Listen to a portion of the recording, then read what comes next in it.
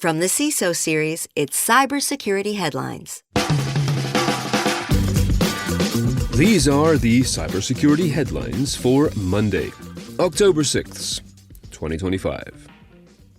I'm Steve Prentice. ParkMobile's 2021 data breach class action suit concludes. Good news for any victims of the 2021 ParkMobile breach.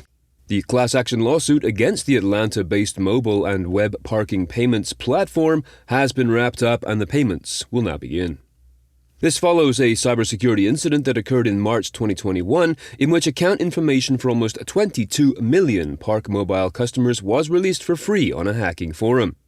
The lawsuit accused ParkMobile of, quote, failing to adequately protect user data, end quote, and the company denied any wrongdoing. The data leaked was mostly PII and license plate numbers, not financial or banking information. The windfall for each of the victims is, wait for it, $1 in the form of an in-app credit, which must be claimed manually and does come with an expiration date of next October.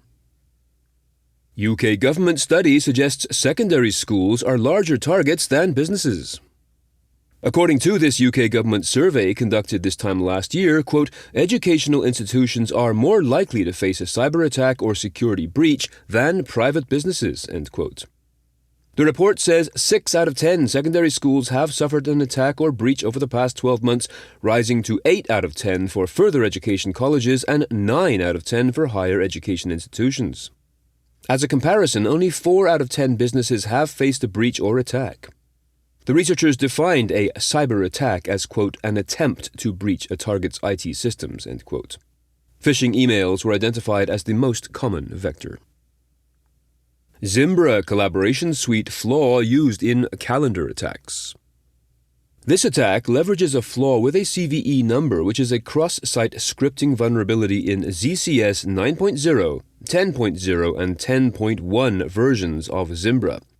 The flaw is used to deliver a JavaScript payload onto target systems, specifically ICS files, also known as iCalendar files.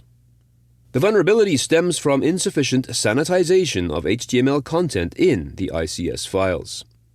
Zimbra had addressed the security issue in January of this year, but researchers at StrikeReady discovered the attack after keeping an eye out for .ics files that were larger than 10 kilobytes and which included JavaScript code. Salesforce providing support to scattered spider victims. Salesforce has said it is, quote, engaging with customers who are being extorted by cybercriminals through a recently created data leak site, end quote.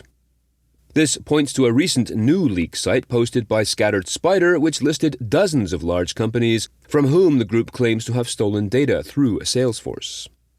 A Salesforce spokesperson has stated that there is no indication that the Salesforce platform has been compromised in any of these thefts, nor was this activity, quote, related to any known vulnerability in their technology, end quote. However, they said, quote, we remain engaged with affected customers to provide support, end quote. Huge thanks to our sponsor, ThreatLocker. Imagine having the power to decide exactly what runs in your IT environment and blocking everything else by default. That's what ThreatLocker delivers. As a zero-trust endpoint protection platform, ThreatLocker fills the gaps traditional solutions leave behind, giving your business stronger security and control. Don't just react to threats, stop them with ThreatLocker. LinkedIn sues software company for scraping. A lawsuit was launched on Thursday against software company Pro APIs, as well as its CEO, for allegedly running an operation charging customers up to $15,000 a month for scraped user data taken from LinkedIn, including posts, reactions, and comments. The group allegedly achieved this by creating a network of millions of fake accounts. The lawsuit adds that LinkedIn, quote, routinely detects Pro API's scraping within hours of it beginning, but because the software firm creates hundreds, if not thousands, of fake accounts daily, it is impossible to stop all of the activity. Researchers warn of self-spreading WhatsApp malware. A new self-spreading malware campaign called Sorvepotel, that is Sorvepotel, is targeting Brazilian users through WhatsApp, according to Trend Micro.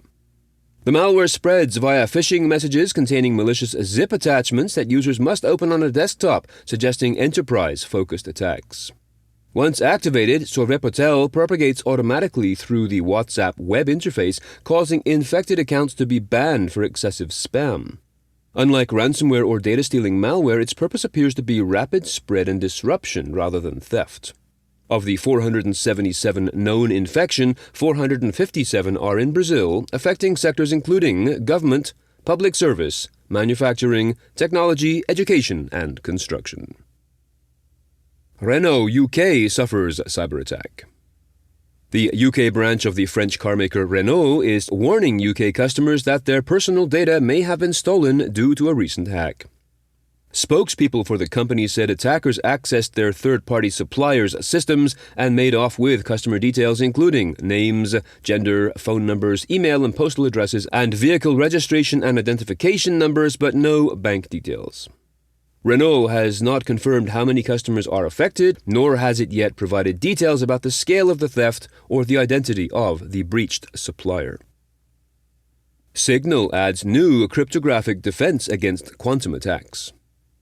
Signal has announced this new cryptographic component designed to withstand quantum computing threats on its users' conversations. It is called the Sparse Post-Quantum Ratchet, SPQR, and this is a technology that continuously updates the encryption keys used in conversations while discarding the old ones. Signal, a non-profit well known for its end-to-end encrypted messaging, guarantees forward secrecy and post-compromise security.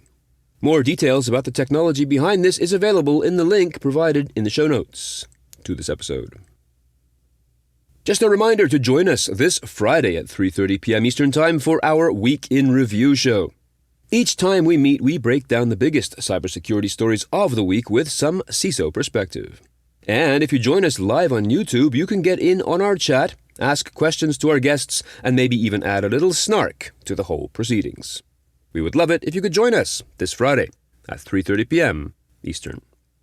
And if you share cybersecurity headlines with your team, let us know.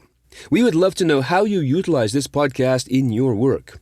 Send your thoughts to us at feedback@cisoseries.com. We would love to hear from you. I'm Steve Prentice, reporting for the CISO Series. Cybersecurity headlines are available every weekday. Head to cisoseries.com for the full stories behind the headlines.